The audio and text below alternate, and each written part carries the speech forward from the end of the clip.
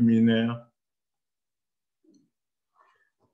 Donc, bienvenue à ce webinaire sur le thème la finance durable et responsable. Prêter et investir en tenant compte des impacts environnementaux et sociaux. Donc, moi, je suis Hugues Kamewitsafak. Je suis Financial Sector Advisor au secrétariat de Making Finance for Africa. Et donc, permettez-moi d'entrer de remercier les participants qui nous ont fait confiance aujourd'hui pour l'intérêt qu'ils portent à nos activités. Comme d'aucuns parmi vous l'ont constaté, ce webinaire initialement prévu le 20 mai dernier a été reporté à la dernière minute pour cause d'une panne technique. Bien évidemment, cela était indépendant de notre volonté. Cela dit, nous tenons à nous en excuser pour tous les désagréments que cela a pu vous causer. Ce webinaire est le 5e d'une série co-organisée avec International Project Consult, IPC, et ses partenaires dans le cadre du programme d'assistance technique de la BI aux banques qui financent les PME et aux institutions de microfinance en Afrique de l'Ouest et centrale. Nous reviendrons sur ce programme dans la suite des interventions. Le webinaire, dans ses grandes lignes, portera sur la nécessité pour les institutions financières de contribuer au développement durable et à l'impact social à travers leurs activités de prêt et d'investissement, par la manière dont elles fonctionnent, traitent leurs employés, leurs clients et les communautés, y compris leurs fournisseurs. C'est un peu sous cela qu'on englobe sous le thème de la finance responsable.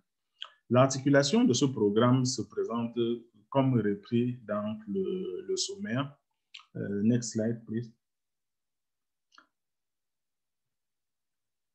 Voilà. Nous commencerons par les informations pratiques. Ensuite, nous parlerons très rapidement de Making Finance Work for Africa. Et vous aurez les panélistes. Ensuite, nous irons dans la substance de notre programme, qui sont les présentations. Et enfin, nous aurons quelques séances de questions-réponses. D'ailleurs, entre les présentations, nous aurons quelques occasions, en fait, des fenêtres pour des questions-réponses. Voilà. Au sujet, next slide. En termes d'informations pratiques, je vous dirais juste que ce webinaire est prévu pour durer environ 1h15 minutes, et y compris les questions-réponses. Et pour un meilleur confort d'écoute, nous allons fermer les micros des participants pendant la durée du webinaire. Cela dit, pour favoriser une participation très active, vous aurez la possibilité de soumettre des questions à travers la petite fenêtre qui se présente en dessous. Vous pouvez voir, il est écrit Q&A ou questions-réponses pour les interfaces en français. Vous aurez aussi la possibilité d'utiliser ce que nous appelons le chat, qui permet aussi d'envoyer des questionnaires, c'est-à-dire directement, envoyer vos questions directement ou faire des observations. Nous avons prévu une traduction pour ce webinaire. Donc, voilà, il y aura des présentations qui sont faites en anglais, les supports en anglais, mais il y aura une traduction qui sera faite aussi de l'anglais vers le français. Et voilà. Donc, les diapositives et l'enregistrement du webinaire seront distribués au terme de la session. Si vous rencontrez des problèmes techniques, n'hésitez pas à envoyer un message aux organisateurs. Nous apporterons notre soutien technique. Et enfin, nous invitons à la fin du questionnaire du webinaire à remplir le questionnaire qui apparaîtra automatiquement quand vous essayerez de fermer votre navigateur. Next slide. Prochain. Donc, pour aller très, très rapidement sur Making Finance Work for Africa, pour ceux qui ne connaissent pas notre Making Finance Work for Africa, c'est une plateforme dédiée à l'harmonisation et à la facilitation du développement du secteur financier en Afrique à travers essentiellement le partage des connaissances, la coordination entre les partenaires au développement et le renforcement de ce qu'on appelle un peu le réseautage, le networking. L'objectif étant de contribuer à réaliser le potentiel du secteur financier africain notamment en stimulant le développement économique et en réduisant la pauvreté. Et pour y parvenir, donc, Making Finance essaie de réunir autant le secteur, les acteurs du secteur financier, les gouvernements et puis d'autres acteurs du secteur privé afin de réaliser cet objectif. Dans le cadre de son fonctionnement, le secrétariat de Making Finance Work for Africa est logé à la Banque africaine de développement depuis environ une dizaine d'années, mais ce secrétariat est soutenu par un certain nombre d'acteurs au développement auxquels nous exprimons notre gratitude, notamment la coopération allemande, les coopérations allemandes, françaises, la Banque européenne d'investissement, l'Union européenne, Afreximbank et la coopération néerlandaise. Nous tenons effectivement à remercier pour ces webinaires tout l'effort et le soutien nous tenons à reconnaître le soutien de la Banque européenne d'investissement et de l'Union européenne. Next slide. Voilà. Ici, il s'agit un peu d'un aperçu de ce programme d'assistance technique de la BEI pour les opérations du secteur financier. Je ne vais pas beaucoup m'étendre dessus. Nous avons, pour l'occasion, nous avons avec nous Madame Jane Freeman. Madame Jane Freeman, qui est la représentante régionale du bureau de la BEI pour l'Afrique de l'Ouest. Et voilà, elle est le chef du bureau de la BEI pour l'Afrique de l'Ouest, qui a bien voulu nous ouvrir ce webinaire, dont elle va délivrer son message introductif. Jane, je passe la parole. Merci. Merci Hugues. Merci beaucoup. Donc, c'est un plaisir pour moi d'avoir la possibilité de dire quelques mots de bienvenue à tous nos participants. Merci pour votre engagement dans cette série de webinaires. Et juste aussi de dire quelques mots d'introduction au sujet du point de vue de la BEI. Comme Hugues a dit, je m'appelle Jane Freehan, je suis le chef de représentation pour Afrique de l'Ouest pour la Banque européenne d'investissement. Je suis basée ici à Abidjan. Et ce que je voudrais faire, c'est un peu de situer ce sujet pour nous, pour la BEI, et puis de dire quelques mots sur le fait que, de notre point de vue, les investissements qui favorisent l'environnement, les responsabilités sociétales et gouvernance devient plus en plus le business as usual. Et que ce domaine d'investissement, c'est de moins en moins une alternative à business as usual. C'est de plus en plus intégré dans le business as usual. Je voudrais élaborer un tout petit peu sur ce point. Donc, premièrement, pour situer ce sujet pour nous, la BEI, donc, c'est vraiment au cœur de notre mission de soutenir les projets qui soutiennent le développement durable inclusif. C'est un aspect fondamental de notre mandat parce que c'est notre responsabilité de soutenir les United Nations Sustainable Development Goals, la politique de développement durable des Nations Unies, et aussi le Green Deal de l'Union européenne, le EU Green Deal. C'est au cœur de notre mandat de soutenir ces grands objectifs globaux. Et pour faire ça, nous avons développé une politique environnementale et sociale depuis cette dernière vingtaine d'années. Et je ne rentre pas dans les détails de cette framework, mais je veux dire trois choses brièvement. Premièrement, on essaie d'être ambitieux parce que nos actionnaires demandent ça, que nous on soutient les objectifs que j'ai mentionnés, qu'on soutient l'accord de Paris. C'est aussi très important pour nous de partager notre expérience, les aspects de notre politique qui marchent bien, les aspects de notre politique qui ne marchent pas bien, et de partager cette expérience. Et ça, c'est un aspect de notre mandat aussi, cet esprit de transparence. Et la troisième chose que je veux mentionner sur notre politique, c'est que nous sommes en train de de reviser cette framework. Et en fait, chers participants, la période de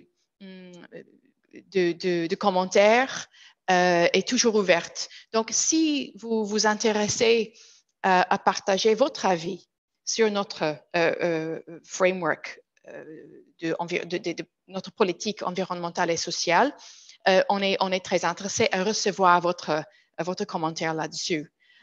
Et les détails sont sur notre site web.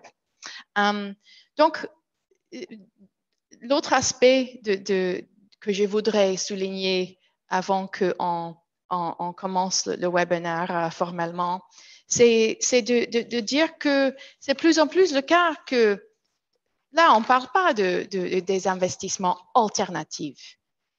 This is business as usual. Et pourquoi? On peut premièrement dire que dans le monde aujourd'hui, l'accès aux données scientifiques, l'accès à l'information est tellement facile que on a un niveau de transparence aujourd'hui qui permet les gens de vérifier ce que les entreprises font et de constater pour eux-mêmes les impacts. Et cet esprit de transparence est un moteur important pour l'intégration des considérations environnementales et gouvernance et sociétale.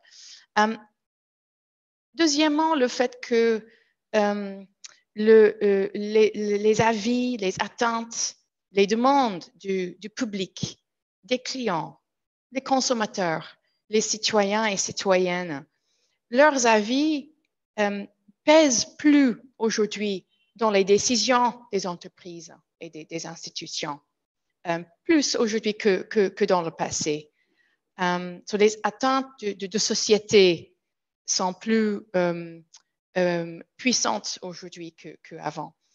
Et on peut aussi constater que les conseils d'administration, c'est plus en plus le cas que le champ des mandats des conseils d'administration, leur responsabilité est devenue plus large qu'avant. Et un conseil d'administration performante aujourd'hui doit prendre en compte l'impact des activités d'une institution sur l'environnement et sur la société.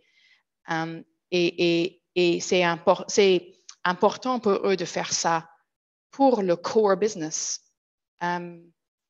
Donc, voilà les mots, les points que j'ai voulu soulever avant qu'on se plonge dans le sujet. Merci beaucoup et on attend avec plaisir à votre feedback, vos questions. Merci beaucoup. À vous, Hugues. Merci bien, Jane. Merci pour cette introduction qui, en fait, aussi situe bien le contexte, non seulement pour nous donner un peu, rappeler l'importance de la question de la finance responsable dans le cadre de la nouvelle stratégie de la BEI. Et on vous remercie pour l'appel, le fait que la stratégie est disponible sur le site de la BEI et donc est ouverte à des observations, des commentaires pour améliorer. Mais c'est aussi un message de sensibilisation de toute l'audience et au-delà de l'audience, de tous peut-être les acteurs du secteur financier, secteur privé en Afrique, sur l'intérêt que représente la finance responsable aujourd'hui, les questions environnementales, mais les questions aussi au niveau des conseils d'administration, de comment on traite aussi peut-être nos fournisseurs et tout. Bref, c'est un champ assez vaste et je pense que ce webinaire va nous permettre d'approfondir ces divers points et de mieux les intégrer à nos activités quotidiennes. Donc, sur ce, je vais inviter Madame Emma Jane Paul, qui devrait intervenir. Emma Jane Paul devait modérer cette session, nous devrons la modérer complètement.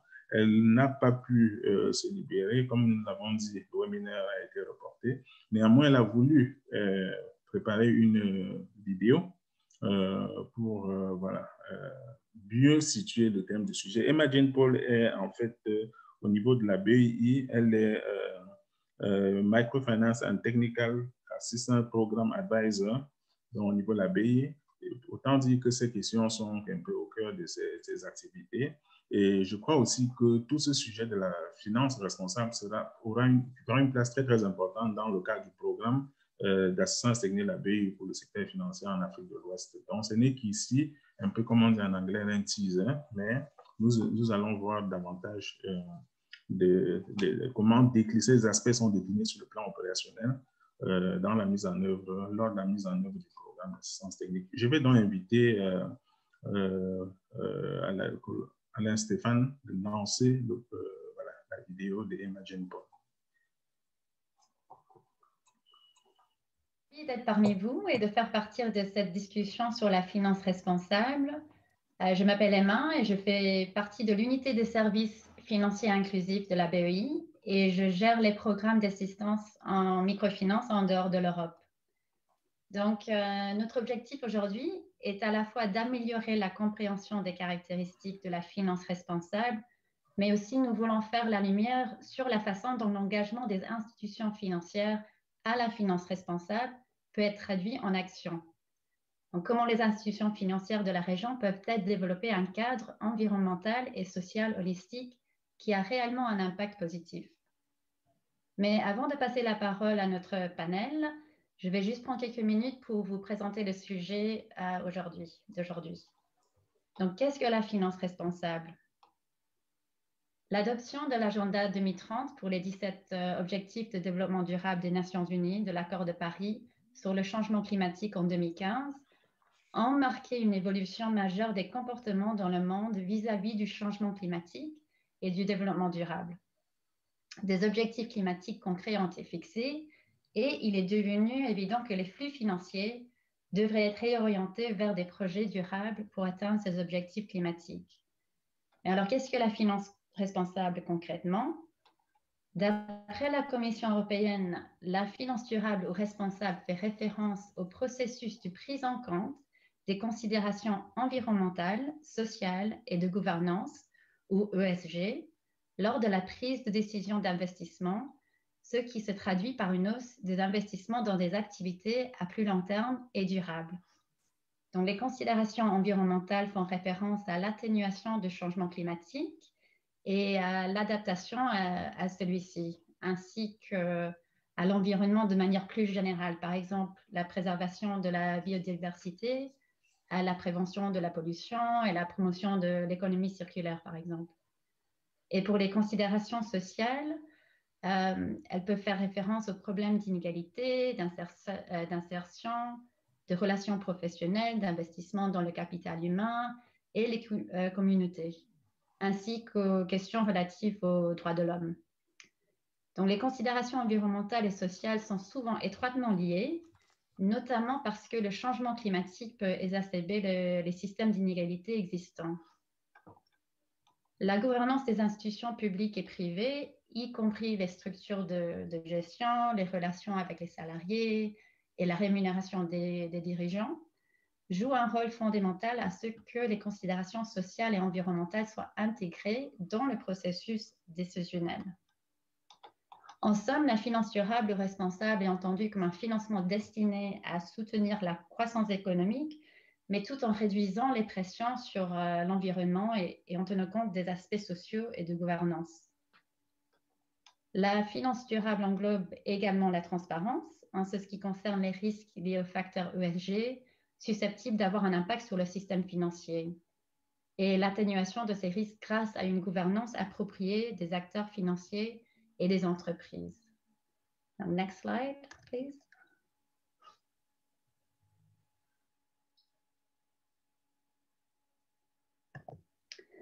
Donc, la finance responsable aujourd'hui, où en sommes-nous?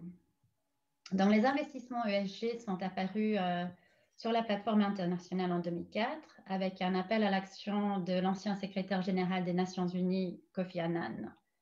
Et un groupe rassemblant les plus grandes institutions financières a été invité à participer à une initiative conjointe visant à intégrer les dimensions ESG dans les marchés de capitaux dans le cadre du Pacte mondial des Nations unies. Et depuis lors, les investissements ESG ont pris de l'importance dans le monde entier.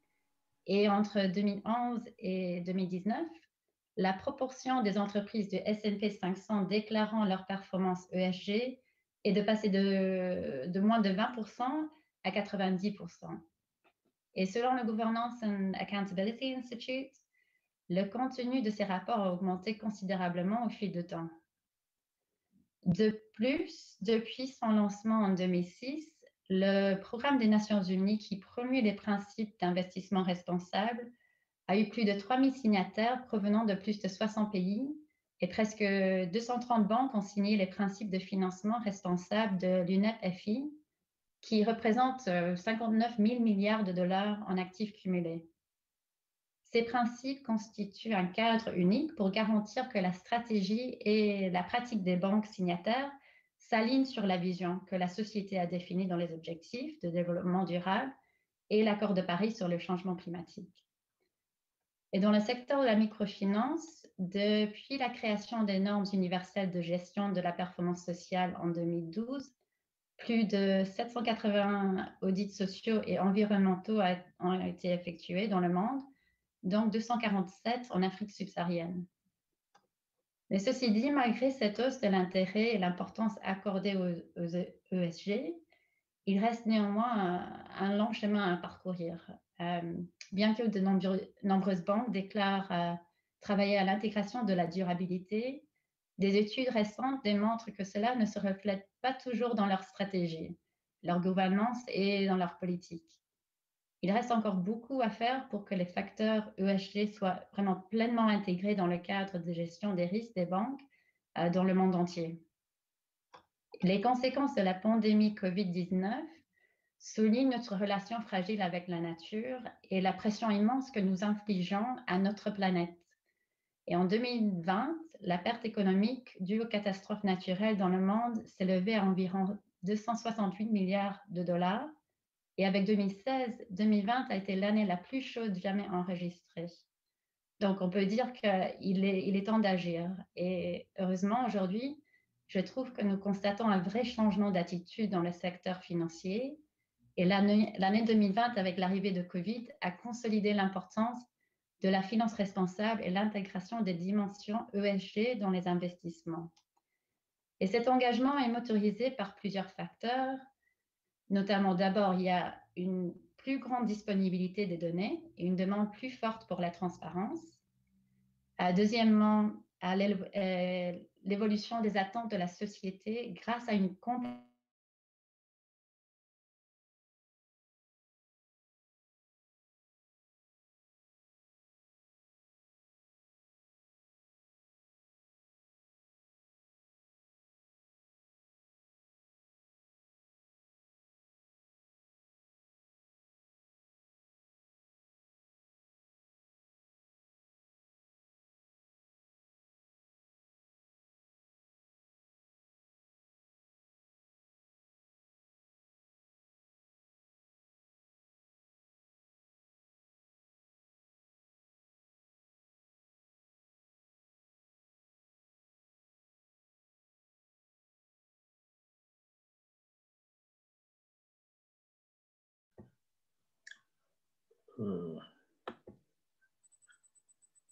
OK. On semble avoir un petit bug là au niveau de la vidéo qui était en train de se dérouler. Donnez-nous quelques secondes, juste le temps de voir si on peut la poursuivre. Si ce n'est pas le cas, nous allons continuer avec les présentations.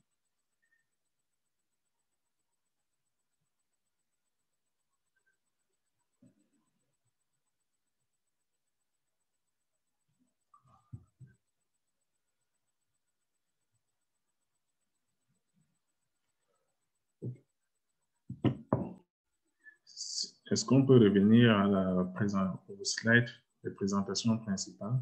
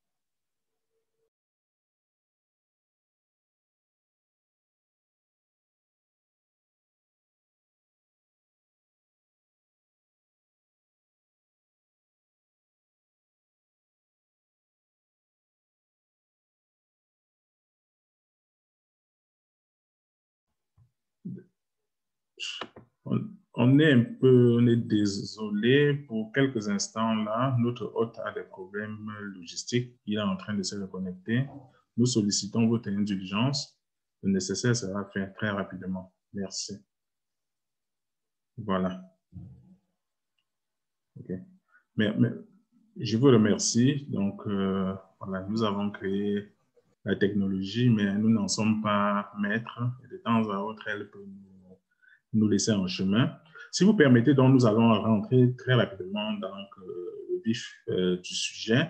La présentation de Emma Jane Paul a permis de situer davantage le contexte après celle de Mme Freeman.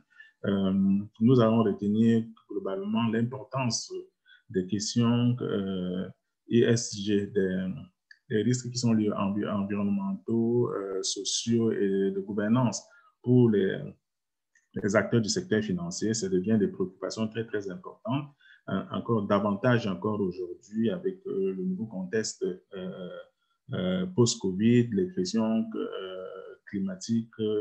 Voilà, c'est une préoccupation devenue cardinale pour le secteur financier aujourd'hui. Nous avons invité 3 panélistes chevronnés qui sont des gens du métier et font cela au quotidien pour rentrer dans le détail de sur ces questions. Les 3 intervenants sont donc Mme Amelia Greenberg, M. Abdoulaye Sidibé et Mme ou Dr Didi Nolin Zoudien. Et permettez-moi, je m'excuse si je connais un peu, voilà la prononciation. Donc, en termes de les biographies, Amelia Greenberg, elle est Deputy Director au Social Performance Task Force depuis 2010 où elle y travaille. Donc, elle a avant travaillé en tant que consultante et à divers titres sur cette question-là. Je pense qu'on lui donnera l'opportunité de se présenter de manière beaucoup plus précise. Monsieur Abdoulaye Sidibé, il est le Head of Credit, donc voilà, responsable, le directeur du crédit au niveau du réseau Carrefour et Genève au Mali. Il y est depuis près d'une 12 ans. Et il a travaillé aussi de manière approfondie sur ces questions de questions de performance sociale des entreprises. Enfin, Dr Nouli Didi, elle a développé un réseau sur les questions de soutenabilité et de gouvernance qui implique de très grandes entreprises au niveau africain, on dirait les multinationales africaines comme le groupe Dangote, où elle a aussi travaillé en tant que Group Chief Sustainability and Governance Officer. Voilà, elle a une expérience assez très, très large dans des structures, y compris AFC, travaille avec AFC, World Bank, Mobile, avec toutes ces grandes multinationales. Donc, je pense que c'est un aspect très, très chevronné sur les questions. Nous sommes très, très heureux de vous avoir avec nous aujourd'hui pour aller débattre de manière très, très approfondie sur ce sujet. J'inviterai donc à passer au prochain slide. Nous allons passer la parole donc à Madame Amelia Greenberg, voilà, pour sa présentation sur le sujet. Amelia, the floor is yours. Ok, bonjour à tous. Je suis contente de m'adresser à vous ce matin ou cet après-midi, selon votre région. Nous pouvons passer à la prochaine diapositive, s'il vous plaît. Je vais me présenter très brièvement. Je suis la directrice adjointe de la SPTF, comme je viens de vous dire. Je travaille 11 ans, ça fait 11 ans que je travaille avec la SPTF, où je joue plusieurs rôles, y compris directrice de la facilité pour la finance inclusive et responsable en Afrique et au Moyen-Orient. Je suis directrice de notre groupe de travail sur les résultats au niveau des clients. Et je suis la responsable de l'actualisation des normes universelles. Et voici mon adresse au courriel. Je vous invite à me contacter si vous avez des questions après ma présentation d'aujourd'hui. Prochaine diapositive, s'il vous plaît. Donc, je vais vous donner un aperçu de la SPTF. La SPTF est un organisme à but non lucratif constitué de membres du monde entier, issus de tous les groupes de parties prenantes du secteur de la finance inclusive. La SPTF s'engage auprès de ses parties prenantes pour développer, diffuser et promouvoir les normes et les bonnes pratiques pour la gestion de la performance sociale. La SPTF gère 3 facilités pour la finance inclusive et responsable, dont on couvre l'Afrique, Ces facilités organisent des formations et cofinancent des évaluations institutionnelles et les projets d'amélioration pour aider à la mise en œuvre des normes universelles. Si vous êtes prestataire de services financiers en Afrique et vous souhaitez soumettre votre candidature pour une subvention, merci de visiter notre site web pour de plus amples informations. Prochaine diapositive. Aujourd'hui, je vais aborder 3 questions avec vous. Qu'est-ce que la finance inclusive et responsable? Y a-t-il un argument commercial pour une finance centrée sur les besoins des clients et une bonne performance environnementale? Et comment les institutions financières peuvent-elles développer un cadre de gestion de leurs pratiques environnementales et sociales qui leur permettra de créer de vrais effets positifs dans les vies de leurs clients? Prochaine diapo.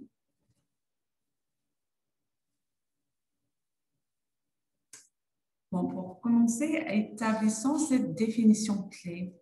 La finance inclusive et responsable fait référence aux services financiers qui protègent et bénéficient aux clients, surtout ceux à faible revenu et exclus, aux employés et à l'environnement.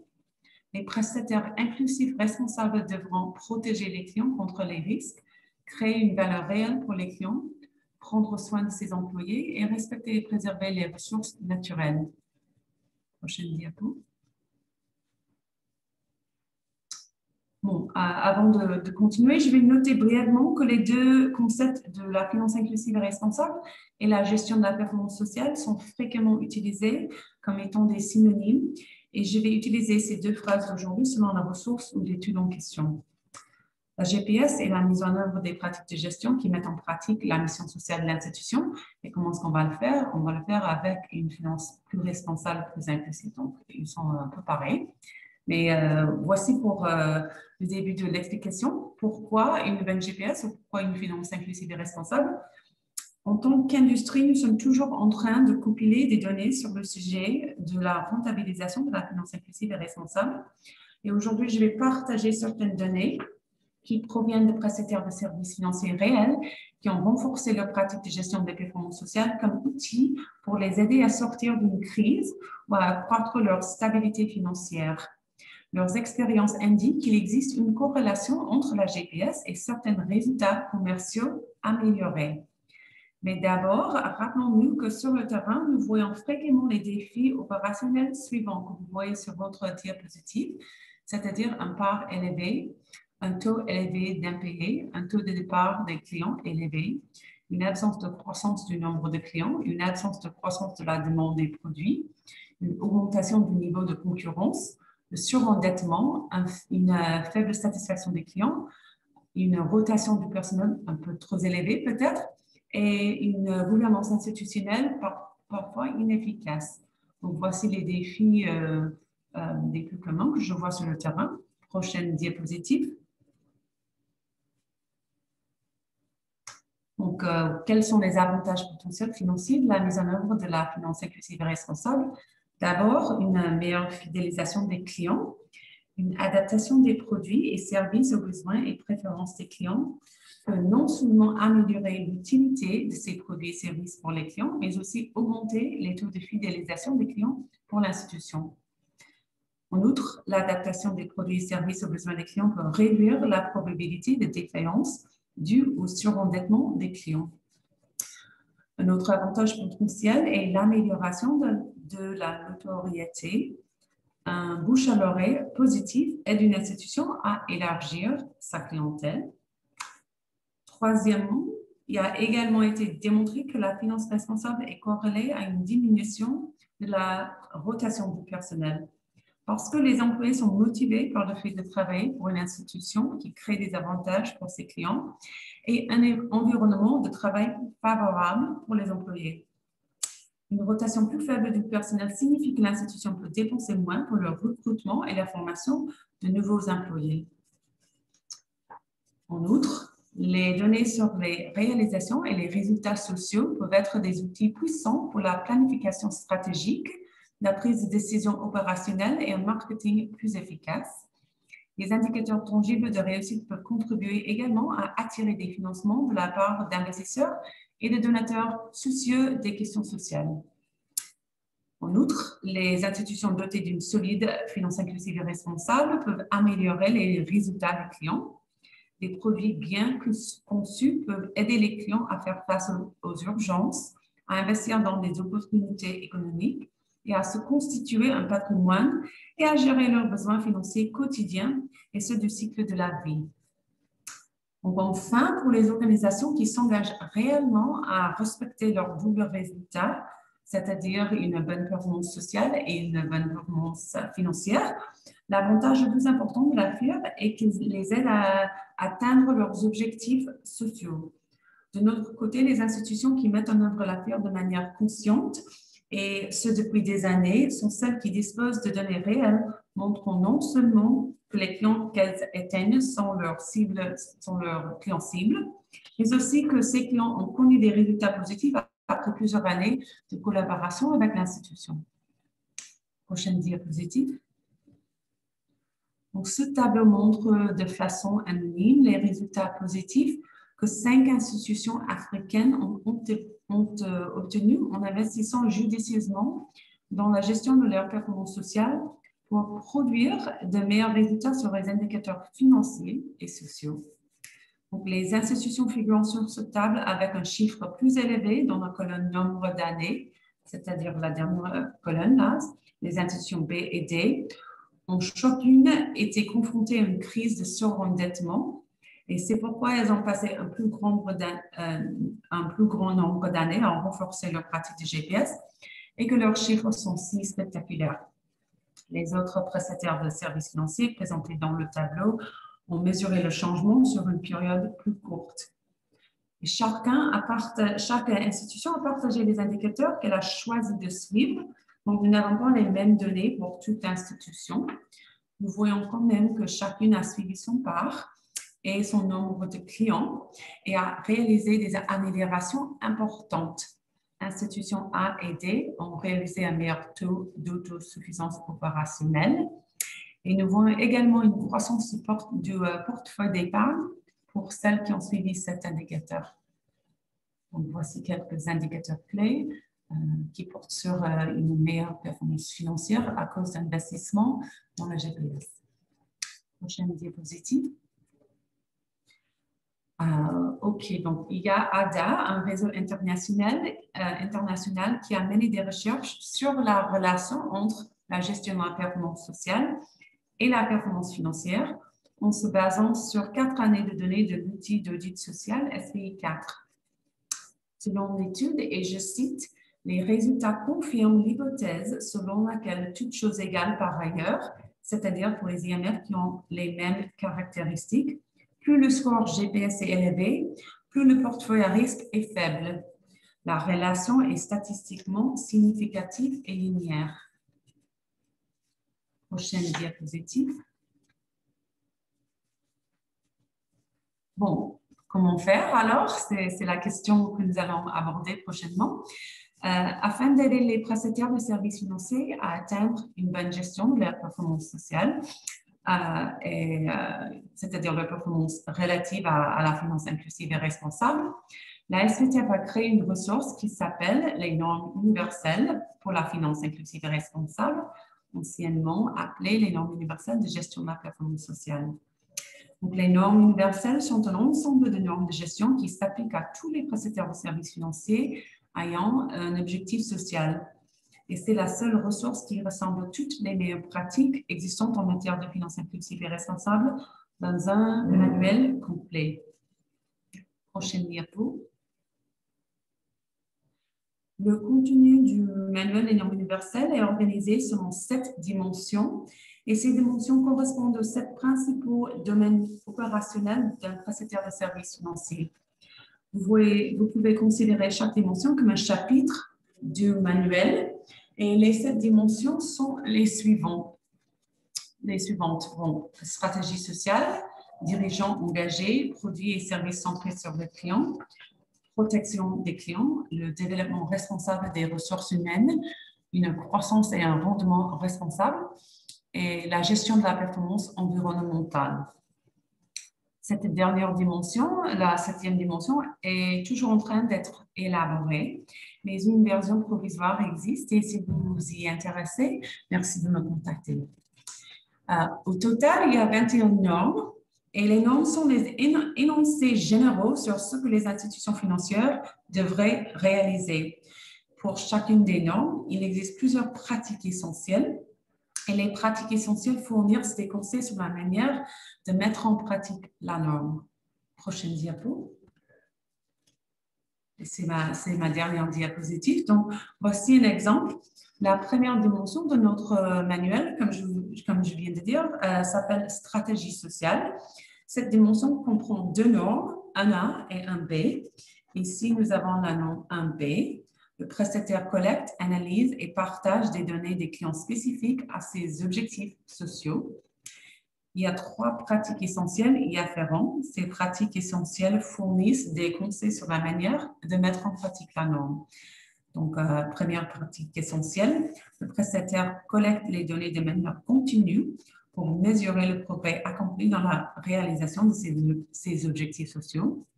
Deuxièmement, le prestataire analyse les données sur les résultats par segment de clientèle, c'est-à-dire par genre, par région, par âge. Et troisièmement, le prestataire rend compte des données relatives aux performances sociales en interne et en externe. Bon, je vais m'arrêter là, mais encore une fois, je vous invite tous à me contacter pour en discuter davantage. Merci.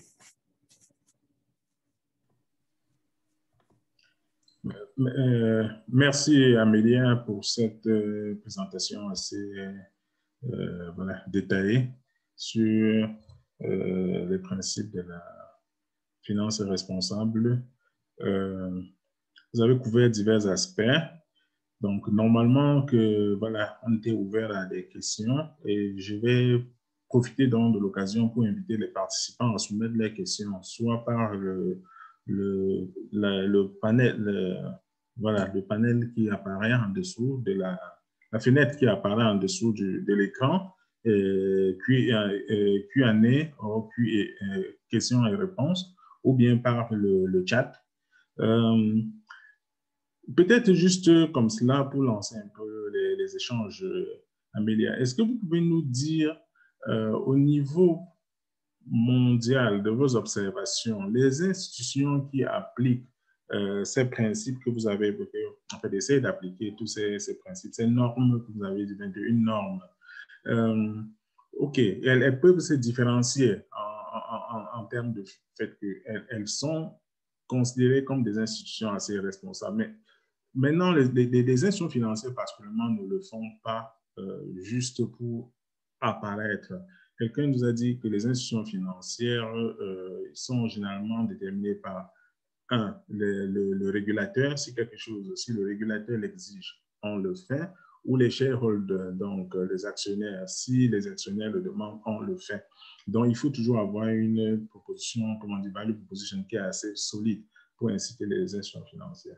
Et souvent aussi, ce qui intéresse les acteurs du secteur financier aujourd'hui, la différenciation, c'est le marché. C'est-à-dire que, par exemple, au niveau du marché, on peut avoir des investisseurs qui, par exemple, ciblent des institutions. Je sais qu'on parle beaucoup d'impact, impact investment, social responsibility, tout ça. Est-ce que vous pouvez, au niveau mondial, vous avez des évidences que les institutions qui essaient d'appliquer ces normes-là il y a une certaine prime, si on peut appeler comme ça, voilà, liée au fait qu'elles s'engagent à appliquer les principes de la finance responsable. Merci. Donc, il y a plusieurs thématiques à aborder. Donc, d'abord, je pense que la vraie raison pour une finance inclusive et responsable est la pérennité de l'institution et la valeur qu'on crée pour les clients. Donc, c'est pas forcément pour attirer plus d'investissements. Ça, c'est une chose qui va suivre. Si les investisseurs sont vraiment engagés et qui cherchent vraiment à investir à des institutions qui créent de bons effets dans la vie des clients. Mais même s'il n'y a pas d'investisseurs, même si vous êtes une coopérative, même si vous êtes riche et vous avez assez de capitaux pour faire tout ce que vous souhaitez faire, il y a ce lien fort entre la pérennité de l'institution et un bon traitement et des employés et des clients. Donc, on commence par ça. C'est vraiment un risque de ne pas soigner sur les effets dans les vies des clients les revenus à court terme, parfois, on va les gagner en ne pas prendre soin des dommages qu'on fait dans la vie des clients. Et c'est sûrement une façon d'endommager la pérennité de l'institution. Donc d'abord, c'est la prime. On va s'assurer de sa propre pérennité avec ces bonnes pratiques. Mais également, il y a la motivation, il y a la satisfaction de faire du bien dans la vie des clients. Et surtout, on voit dans les périodes de crise, y compris dans une période de pandémie, les institutions qui traitent bien leurs employés et leurs clients ont plus de pérennité parce que les clients ont le sens d'être membres d'une équipe, on travaille tous pour les mêmes objectifs, on est là ensemble. Et donc, ça aussi, ça a mis en exergue, je dirais, l'importance de ces bonnes pratiques. Mais c'est sûr que, comme Emma a dit au début de ce webinaire, les investisseurs deviennent de plus en plus exigeants au niveau de vraies données qui vont démontrer un bon engagement, une bonne performance sociale. Il ne suffit plus de dire, bon, on a un certain nombre de clients, on octroie un certain nombre de prêts. Il faut vraiment avoir des données qui fournissent une évidence qu'il y a une valeur qui a été créée, il y a des bénéfices pour les clients. Donc, de plus en plus, il est important de mettre en pratique ces pratiques essentielles qui sont comprises dans ce manuel des normes universelles pour être capable d'attirer les investisseurs d'impact. D'accord, merci. Il y a une question pour vous, sinon deux, mais qu'on pourra résumer en une seule. Et la question, c'est celle-ci. Est-ce que vous pouvez revenir un peu plus en détail sur l'étude faite sur l'argument social de FIR, si je me permets? Et je n'ai pas bien compris l'hypothèse de départ. Et l'autre demande, est-ce qu'il y a des études empiriques montrant la relation entre la rotation du staff et l'adoption des normes universelles? Oui, donc on est toujours en train de chercher ce genre de données. Pour l'instant, la seule étude que je connais qui est basée sur une grande base de données, c'est celle qui a été faite par ADA utilisant les données de l'outil SPI4. Donc, eux, ils ont eu une grande base de données qui comprenait des centaines d'institutions de microfinance. Donc, ils ont pu un peu étudier ce lien entre l'investissement dans la performance sociale et une bonne performance financière. Ils n'ont pas forcément regardé cette question de taux de rotation du personnel.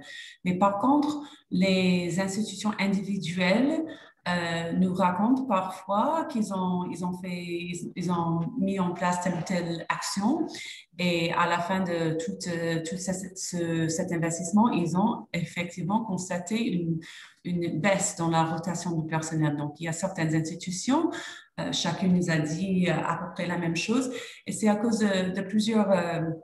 Il y a plusieurs éléments qui finalement ont une influence sur ce résultat et ça commence vraiment avec le recrutement. Si on met plus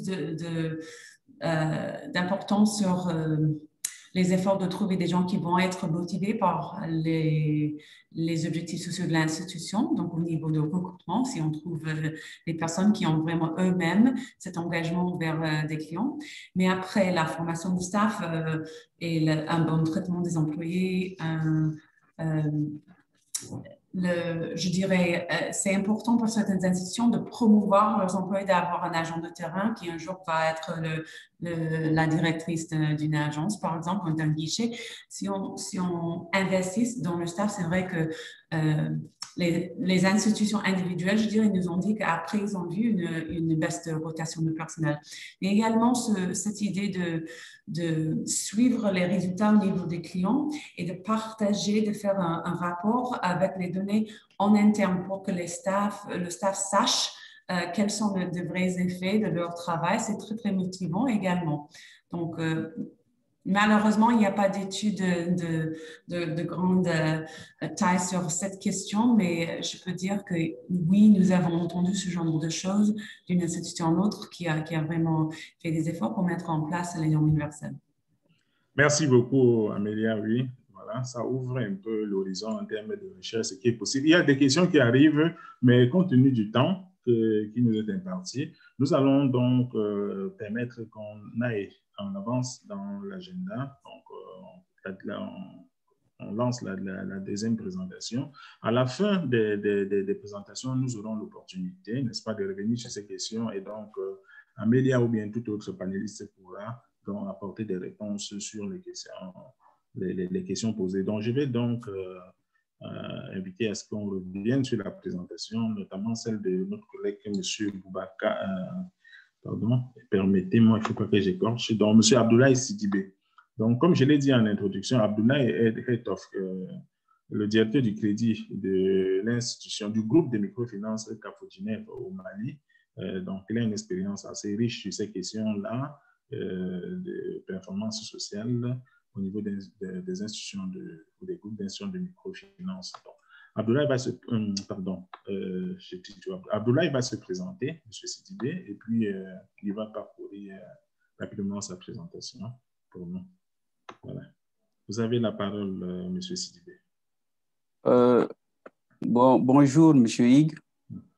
Voilà, bonjour à tout le monde.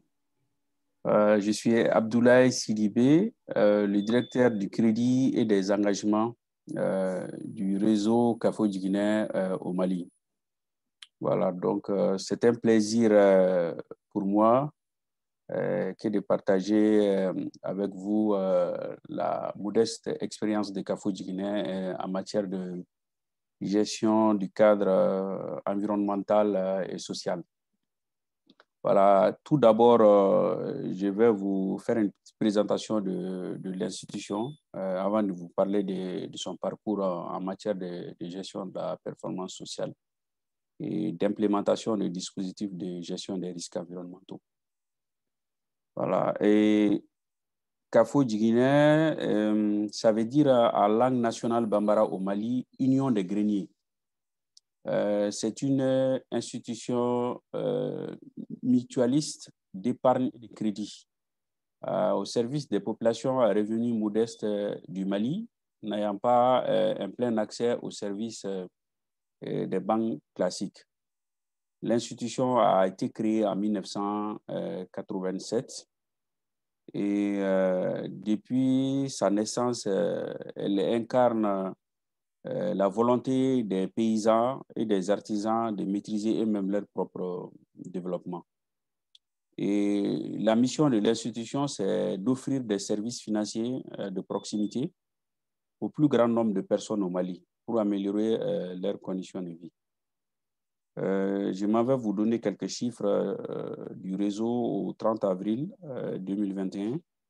Le réseau compte 19 caisses, plus une union, et 158 guichets répartis sur tous les territoires, et 441 260 membres sociétaires. Un encours dépôt de près de 65 millions d'euros et un encours crédit de 54 millions d'euros. Et à la date d'aujourd'hui, Kafodjiguinais emploie 756 employés. Et son total bilan tourne autour de 97 millions d'euros. En termes de part de marché, Kafodjiguinais, c'est à peu près 35% de part de marché de la microfinance au Mali. La prochaine diapositive, s'il vous plaît. Voilà. Et depuis 2008, il existe formellement un dispositif de gestion de la performance sociale à Kafodjiguinais. Ce dispositif a permis de réaliser des actions sociales à l'endroit des membres sociétaires, des administrateurs et du personnel. Et parmi ces actions, nous pouvons citer le ciblage en matière d'inclusion financière. Aujourd'hui, la stratégie de diversification sectorielle et géographique de Kafodjiguinais a permis de multiplier le nombre de points de service qui atteint les 158 aujourd'hui. Et la majorité de ces points de vente se trouvent en milieu rural. Et par ailleurs, avec l'appui de certains partenaires, l'institution a pu mettre en place des programmes spécifiques pour faciliter l'accès des services financiers aux couches défavorisées, qui sont les femmes et les jeunes. Le deuxième aspect de ces actions sociales, ça concerne l'adaptation des services aux besoins des sociétaires. Aujourd'hui, il est possible d'ouvrir des comptes à crédit à CAFO. Voilà, même si vous n'avez pas les sous nécessaires, vous pouvez ouvrir le compte et progressivement vous acquitter des frais d'ouverture. Et aussi, les frais ont été rabaissés pour les femmes.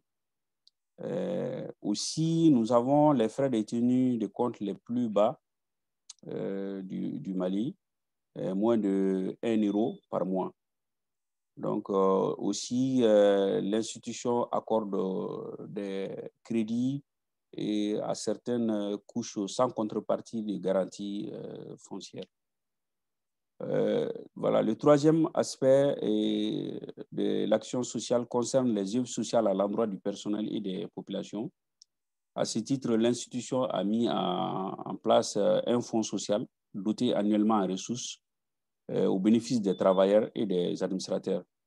Ce fonds fait des contributions à chaque événement social du personnel et des administrateurs. Par ailleurs, les travailleurs disposent aussi d'une mutuelle qui les accompagne financièrement au moment de leur départ à la retraite. Et parallèlement à ça, l'institution mène des actions sociales en direction des personnes démunies et elle apporte des aides financières pour certaines œuvres sociales dans le domaine de la santé, de l'éducation, des activités religieuses, sportives et du développement social. Et ainsi, chaque année, nous faisons des dons au service social des armées pour soutenir les orphelins et veuves des militaires maliens qui sont décédés sur le front. Le quatrième axe, l'action sociale, ça concerne le renforcement des compétences du personnel et des élus. Et enfin, il y a la bonne gestion des ressources humaines. Et la direction a établi un accord d'établissement avec le comité syndical. Et voilà quelques actions en termes sociaux. Et pour s'assurer de l'efficacité de notre dispositif en matière de performance sociale, l'institution procède chaque année à une évaluation avec l'outil SPI 4 dont on vient d'avoir des détails. Et les 6 dimensions sont prises en compte au niveau de l'outil SPI 4. Et les résultats de l'audit social en 2019 avec SPI 4 donnaient 68% de taux de conformité. Et en plus de l'outil SPI 4, qui est une évaluation sur les normes universelles en matière de gestion de la performance sociale, nous faisons aussi des ratings. Et en 2020, en plus d'un rating financier, nous avons fait un rating social. Avec le cabinet, l'agence de notation Microfinanza, qui a estimé que le système de gestion de la performance sociale et de protection du client de CAFO est adéquat. C'est pourquoi elle nous a attribué la note BB. Voilà, ce qui est une note appréciable. La prochaine diapo, s'il vous plaît. Voilà. Donc, parallèlement au dispositif de gestion de la performance sociale qui existe, je l'ai dit, depuis 2008, nous avons mis en place aussi un dispositif de gestion des risques environnementaux et sociaux. C'est parce que nous avons pris conscience que les transactions de financement avec les membres sont exposés à un certain degré de risque environnemental et social. Et depuis septembre 2016, en partenariat avec un projet au Mali, nous avons introduit l'enseignement de bonnes pratiques environnementales au cours de l'instruction des dossiers de crédit agricole. Pour ce faire, nous avons procédé au renforcement des capacités des agents de crédit sur la gestion des risques environnementaux et sociaux en lien avec le changement climatique. Des supports de gestion environnementale pour la production végétale et pour la production animale ont été élaborés en français et en langue nationale bambara et mis à la disposition des intervenants dans le crédit. Sur ces supports figurent les bonnes pratiques environnementales de production végétale et de production animale.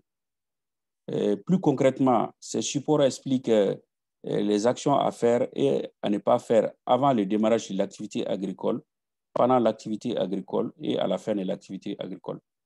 Par exemple, dans la production végétale, il est question entre autres de la coupe abusive des arbres, l'utilisation des herbicides et pesticides non homologués, l'utilisation des engrais et des produits phytosanitaires sans mesure de protection, l'utilisation abusive des intrants, le drainage des eaux usées et l'utilisation des enfants dans les champs pendant l'année scolaire, l'utilisation des emballages vides à des besoins alimentaires, l'exposition des équipements, appareils de traitement et emballages dans des endroits non protégés. Et pour ce qui concerne la production animale, c'est-à-dire la mouche, les actions concernées sont la coupe abusive des arbres pour construire des parcs, la construction des parcs près des habitations, le stockage des aliments bétail dans les habitations, la coupe abusive des arbres pour l'alimentation du bétail, l'utilisation des antibiotiques et des parasitants externes non homologués, l'utilisation des récipients souillés et des emballages de récupération comme mangeoires et abreuvoirs des animaux, le transport des animaux dans des conditions non appropriées. Voilà. En résumé, ce dispositif qui a été mis en place aujourd'hui et permet la sensibilisation efficace des emprunteurs à la protection de l'environnement. Les agents de crédit alertent systématiquement les membres emprunteurs sur les risques environnementaux et sociaux de leur activité. Et après avoir été sensibilisé, l'emprunteur signe la copie de la fiche environnementale qui est ensuite introduite dans son dossier de crédit au guichet. S'il vous plaît, la prochaine diapo. Voilà. Dans ces orientations stratégiques, CAFO est résolument engagé à respecter les normes sociales et environnementales au niveau national et international et dans la conduite de ces affaires. Et c'est ce qui motive d'ailleurs l'élaboration en cours d'une politique intégrée de gestion environnementale et sociale. Ainsi, l'institution veut améliorer son image en tant qu'entreprise citoyenne et responsable et aussi honorer des engagements contractuels avec certains partenaires, notamment la Banque européenne d'investissement, et avec laquelle nous venons de signer avec la Banque européenne d'investissement en 2020 un contrat portant sur l'assistance technique et sur plusieurs projets, parmi lesquels l'élaboration de la politique de gestion environnementale et sociale. Et les livrables de ce chantier sont attendus avec beaucoup d'intérêt. Et pour renforcer davantage notre dispositif aussi, on a érigé tout récemment une direction de la gestion de la performance sociale et environnementale. Avant, c'était un service. Et cette direction est dotée pour le moment de 3 ressources humaines, c'est-à-dire des cadres supérieurs qui travaillent avec les équipes à la base. Voilà. En conclusion, la mise en œuvre de la politique et du cadre de gestion environnementale est un challenge que CAFO est en train de relever progressivement. Ça nécessite la mobilisation des ressources humaines de l'institution autour de ce cadre et aussi l'adhésion des sociétaires à la politique en matière de gestion environnementale et sociale. Voilà, je vous remercie pour votre attention. OK. Monsieur Sidiwi, merci pour cette excellente présentation très focalisée sur en fait, c'est un cas pratique. Hein. spécifique au réseau CAFOGINEF. Compte tenu du temps, nous allons passer à la troisième panéliste. Vous avez une question pour vous à laquelle on va vous inviter à répondre, mais à la fin, par exemple, c'est est-ce que CAFOGINEF a publié son système de gestion environnementale et sociale voilà, sur son site web ou un autre site? Et une deuxième question, quelles sont les parties prenantes à l'auto-évaluation et le mode opératoire? Voilà, atelier ou questionnaire. Vous retenez ces deux questions, nous reviendrons dessus vers la fin. We now move to Didi. The last but not the least of among our panelists. You have the floor. You know, we are time constrained, so maybe 10 minutes as we allocated to each participant. I'm sure that you will cover all your the issues, and so we have a little time left for the Q&A session. For the final Q&A session. Didi, you have the floor. Alors, merci. Si je peux, je veux faire cette présentation en anglais. Ça va? Ouais, très bien. Les interprètes vont assurer la traduction. Voilà. Sa présentation, on peut la mettre, s'il vous plaît. OK, super. Merci. Est-ce que vous avez besoin du vidéo ou non? Nous avons utilisé les slides que vous nous avez envoyés. Donc, vidéo, ce sera un peu difficile de faire tourner ça maintenant, je pense. De toutes les façons, Alain Stéphane mettait déjà sa présentation. Elle va engager. Alors, on commence. Ouais. Vous pouvez y aller déjà, voilà. Reste le temps que c'est hop, OK. Vous pouvez voir? Oui, c'est parfait, Didier. Voilà, vous pouvez vous présenter aussi, Didier, un peu plus en détail, si vous permettez. J'ai été très bref. Voilà. Alors, super. Alors, OK. En anglais. I have about 10 to 12 minutes, I understand, and we're going to focus on risk primarily. First of all, thank you very much. I know we're delayed, but it is just in time, actually, because Edwidge told me we would start at 10 past. I'm speaking to the theme generally of risk.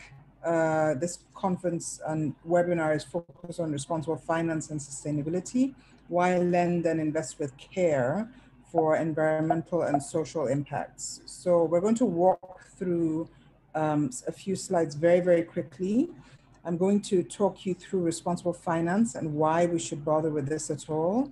I want to focus on the 7 pillars methodology, and I want to start with my own premise of what responsible finance means. So one of the things that we have to be conscious of with sustainability is that we are constantly, on the one hand, seeking corporate performance, and on the other hand, we have to look at ESG risk.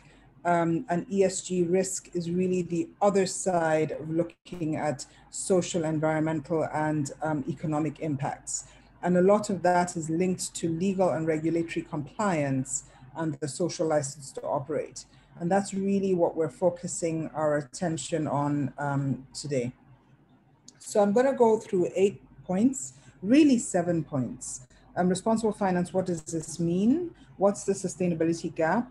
If we look in the mirror, self-assessment, does this affect me too? ESG risk factors and compliance, what does that mean for us? A case study, climate risk. A later case study is about social risk. The 7 pillars, very briefly, why does this matter at all? And the way forward. So very quickly, I mean, I know a lot of us around the table are African. So Africa is home. And for me, sustainability has always meant leaning on past generations to manage the present and safeguard the future. How do we do this? It means that we have to develop a sustainability consciousness. Sometimes it doesn't even mean learning anything new. It really means just being aware of many of the things that we already know and applying them. Most importantly, it means managing ESG risk. I'll talk about that in a little bit. In very simple terms, it's about responsibility to ensure we have food, water, and sustainable livelihoods for future generations, not just for now, but for the future. It also means that we must address the conflict between the people, the planet, and profit. For example, the switch from a more linear to a more circular economy is absolutely key. From a financial point of view, it really means that whether we are the guys assessing the credit risk, or whether we are the guys submitting ourselves to be assessed by credit risk, we have to move away from just ticking the boxes for reports that we require to access, to give out credit, to actually consciously making different types of decisions in the realm of finance, but beyond finance, to production and consumption. And of course, circular economy is a great example there. And there it means that we're not just recycling waste streams, but we're eliminating waste, or we're eliminating the potential for stranded assets. If you're watching what's going on in the oil and gas community at the moment, where there are a number of stranded assets showing up, which simply means that you thought you had an asset, but suddenly it becomes a liability. Take the case of Shell suddenly deciding it was withdrawing out of Nigeria. You have to be very mindful about that. The images I've chosen are actually images of an artist that I really like. So while we're talking about the sustainability gap here, the image, the piece of art that you see on the other side is a piece of art that's made out of waste. And there's a whole long story I can go into about these pieces of art that now sell for millions. But the point is that it's creating value out of waste. And one of the big things we need to think about is how do we align sustainability thinking and sustainability doing? And so when you talk about sustainability, a lot of the presentations before have talked about ESG. So the environmental, the social, and the governance. And one of the big questions, which I will treat probably in the Q&A as my appendix slides, is how does sustainability governance help you manage sustainability risk? Because that's a really, really huge issue. These questions here, and we don't have time for them, are questions that are designed to determine or to help you realize how closely sustainability management and sustainability risk actually relates to you in particular. For example, not just in terms of sustainability reporting, but also in terms of accountability beyond where you are. So in other words, you finance, if you're a bank and you finance an institution, whether it's a microfinance bank or otherwise, if that institution gets into trouble, you get into trouble. Likewise, also, if you are an institution that essentially depends on others, they get into trouble, you get into trouble. And these days, ESG trouble is a whole lot of trouble. So this is really just highlighted against, we don't have that much time for it. What kind of ESG factors can constitute risks for your organization?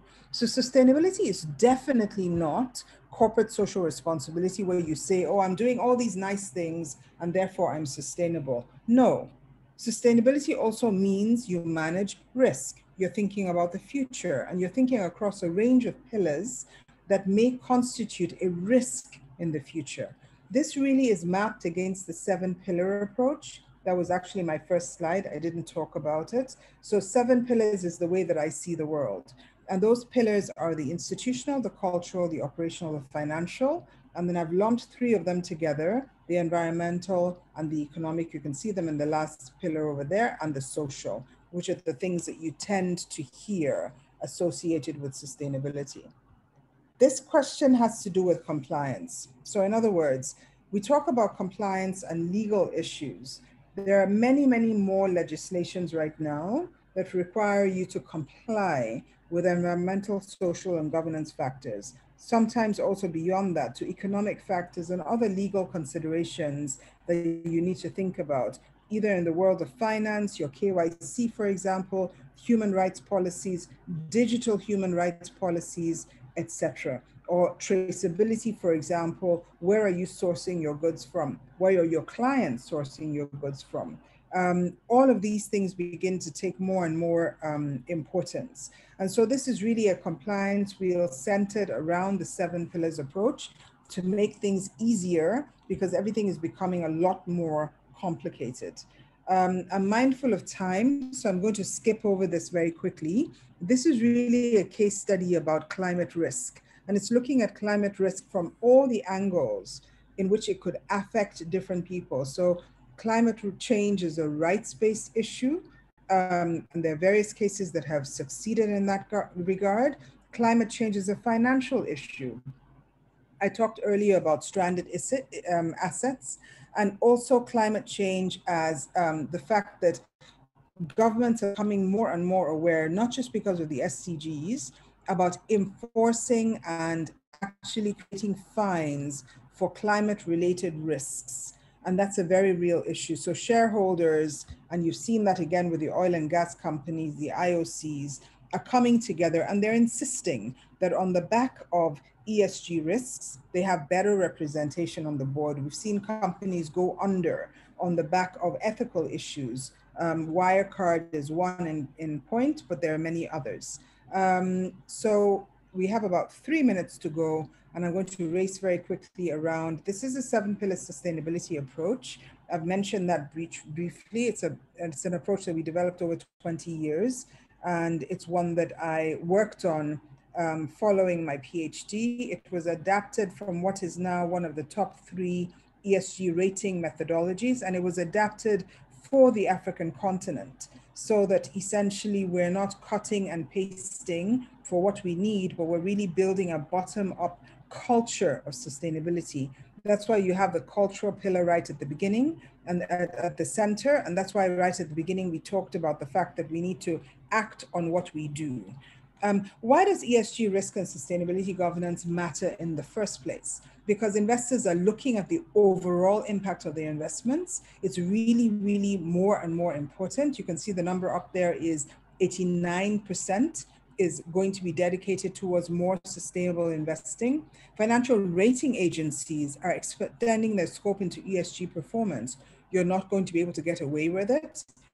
Whether you're a bank or whether you're a receiver of finance, the regulators are increasing their pressure. Employees are looking at sustainability as a key feature as to where they choose to work. Governments are placing increased pressure, so people are not going to get around it, especially the larger companies. And young people, especially millennials, are making decisions based on, so in other words, just consumer choices. What do you choose to buy? So again, if you're a lender, whether in microfinance or larger banks, you must bear in mind that people will take that criteria into consideration. And in fact, pricing will change and competitive advantage will change in that regard. So really part of the message here in this slide is that stakeholder engagement is really key, because you have to keep in touch with where the market is going and how the market is turning. In summary and in conclusion, what's really important to bear into mind is that responsible finance actually builds resilient, sustainable companies. So whether you're talking about it from the more formal forms of reporting guidelines, regulations, normative frameworks, and rating agencies, what you've got to do is you've got to understand stakeholder expectations. You have to build trust. You have to get your communication right. But most importantly, beyond ticking the boxes and complying with all the legal requirements and the regulatory requirements that are increasing every single day. And in fact, that the regulators and the organized, so I sit on the GRI Stakeholder Council, one of their boards. I sit on the Integrated Reporting Council in Nigeria. I head for the ACCA, which is reputedly the largest accounting body globally. I head their corporate governance and sustainability work group or think tank or Africa advocacy program. And all of them are looking to consolidate, because there are so many signals out there. So what I always say to people is, listen, you need to look inwards, because if you look outwards, there's a lot of confusion. So if you look inwards, what you will find is you will find your own inner core. And I will just jump to the appendix for a second, where you're able to drive your ESG risk management, living your sustainability governance strategies that you evolve at your own board or executive management level. And I think that's really critical, that you begin the change process from the inside out. I think I'm over time by a minute, and so I will stop.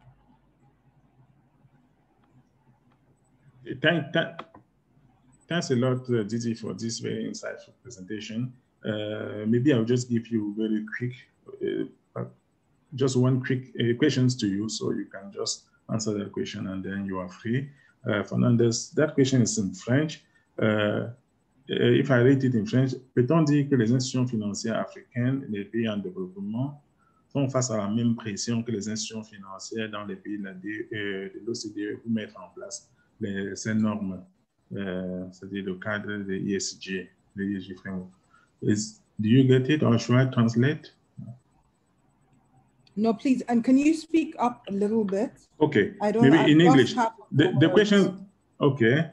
Can we say that financial institutions in African country or in developing country are facing the same pressures as the ones financial institutions in OECD country to implement these norms or ESG frameworks?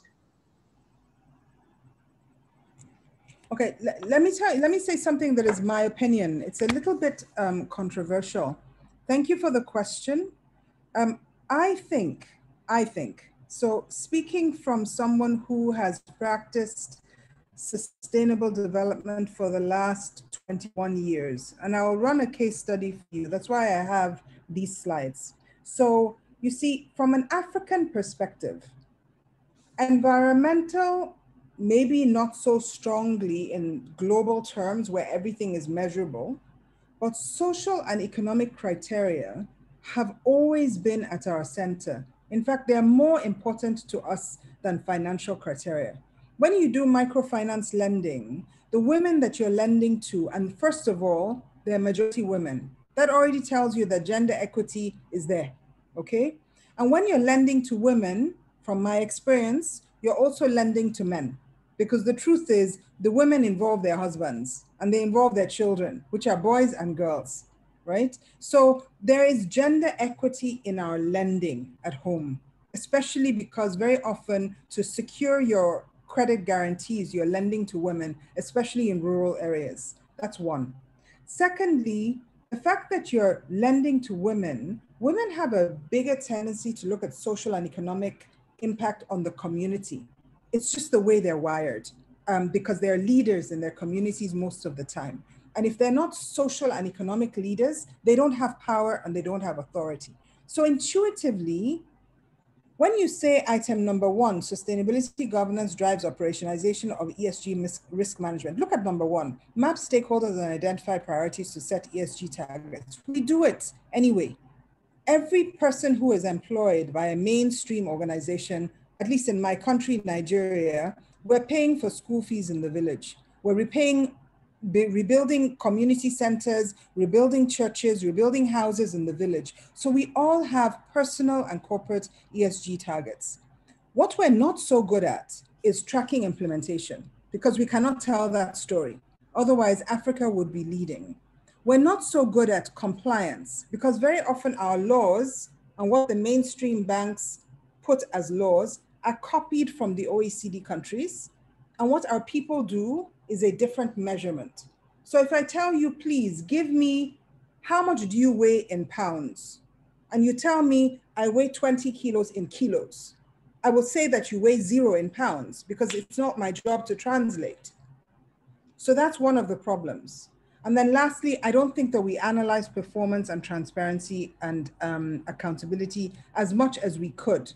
But just in summary, I think that we do have a very strong innovation capability. We have a very strong impact awareness, if you're looking at the slide we have now, and we have very strong core values in terms of in our own culture. If you look at the Ubuntu culture, which is the most popular, or the Umunne culture, which is where I come from, our core values are, I, as an African individual human being, am nothing unless my community recognizes me and sees me as something.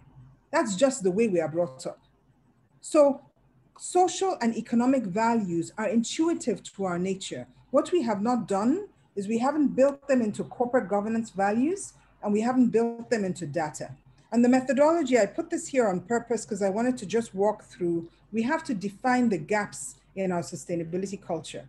Because at the end of the day, we need to get access to capital outside of the African continent. So we need to be able to speak more than one language.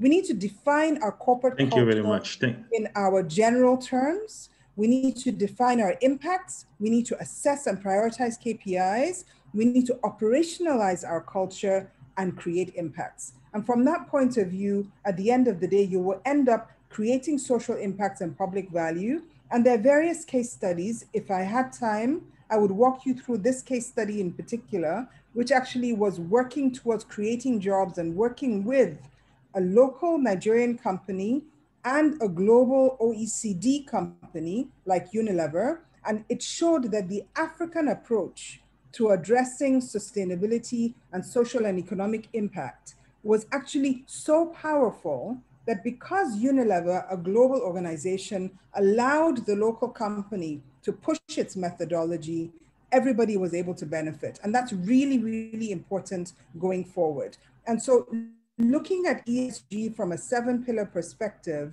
really allows you to look at the various different angles. And I think as African people and African companies, what is really critical is that we go back to our past, learn from our wisdom of the past, and mitigate the risk in the future, because nobody else can come and tell you what is a risk where you operate and where you stand. You understand this risk so much better. And it is about time that we came to the table speaking both languages and analyzing sustainability, both from a risk perspective and from an impact perspective.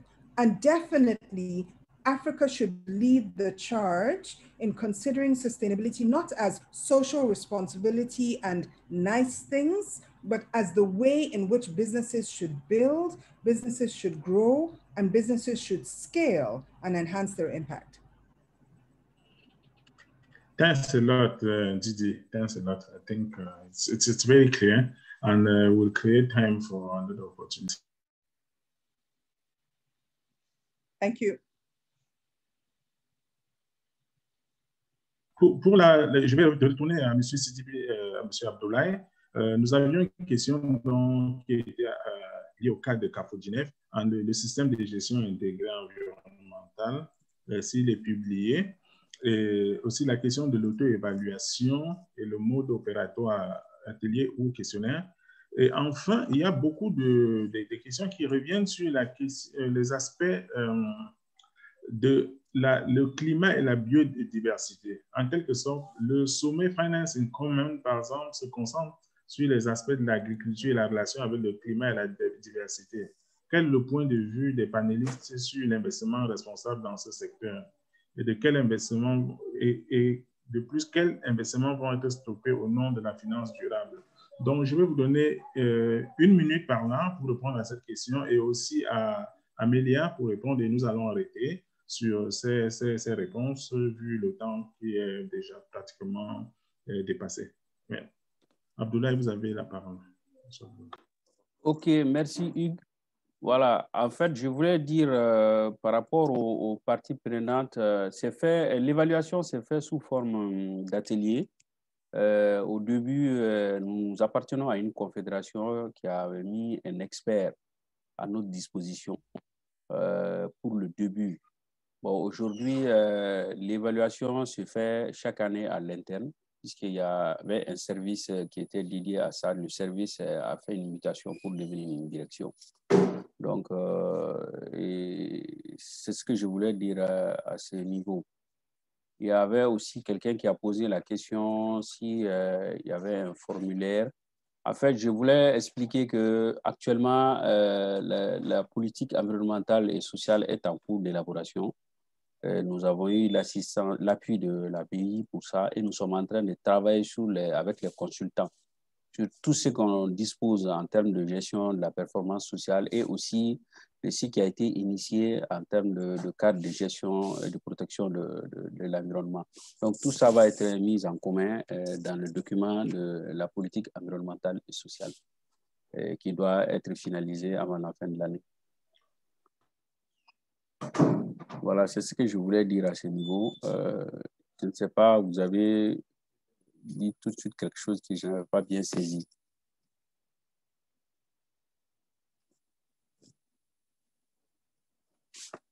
Monsieur Hugues? s'il vous plaît, votre système de gestion environnementale et sociale est-il publié sur le site web? Oh, non, ce n'est pas publié pour le moment. Ce n'est pas publié sur le site. D'accord. Mais le rapport, il y a chaque année un rapport qui est établi, qui est présenté à l'Assemblée générale et qui est partagé avec tous les partenaires. Et dans ce rapport-là, on a tous les détails par rapport aux aspects que j'ai évoqués. Mais ce n'est pas publié pour le moment sur le site. Bon, parce qu'on attend la fin même de l'élaboration de la politique pour mettre en commun, parce que les deux aspects sont là, mais il faut les mettre en commun. D'accord, parfait, bien noté. Le dernier mot, nous allons le garder pour Amélia. Amélia, vous pourrez prendre la parole. Il y a une question. Y a-t-il un consensus en vue sur les indicateurs de mesure d'impact? Est-ce que l'indicateur de performance agronomique, séquestration de carbone et de résilience sont à l'étude? Voilà, ça c'est la dernière question pour vous, Amélia.